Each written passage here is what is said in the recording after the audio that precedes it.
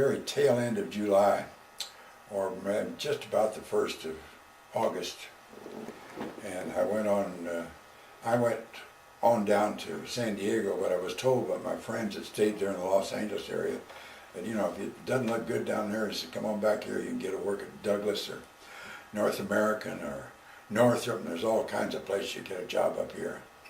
And I thanked them for their good suggestions, but had a cousin living in San Diego, and she and her husband had offered to let me stay there during my conversion to this aircraft construction.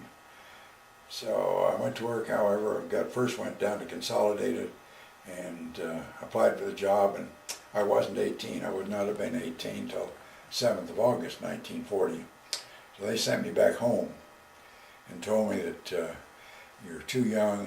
By the time you'd get clearance from your parents, the time you get that in the mail and get it back, your birthday will already be here, and you don't even need, just go to the beach for a week.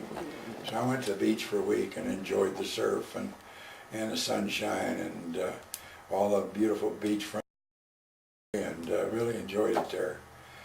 But on my 18th birthday, I was there bright and early, and the employment interviewer said, "Moon," he said, "since this is your birthday, we'll give you your choice of metal bench or experimental department."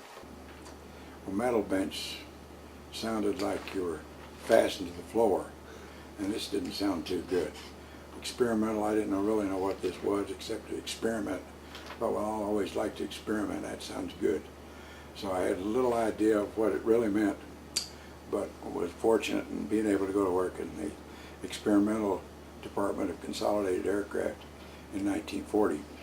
And the B-24 had just rolled out on the flight line a few months before I got there. So there was work out there involved where I was able to contribute such things as carrying grease rags out to the B-24, the XB-24, and I worked on the XPB-2Y3, the PBY-5A, C-31X, flying boat. XPB-2Y3 was a flying boat.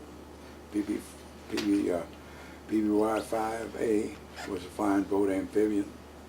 These were all parts of the experimental department of Consolidated.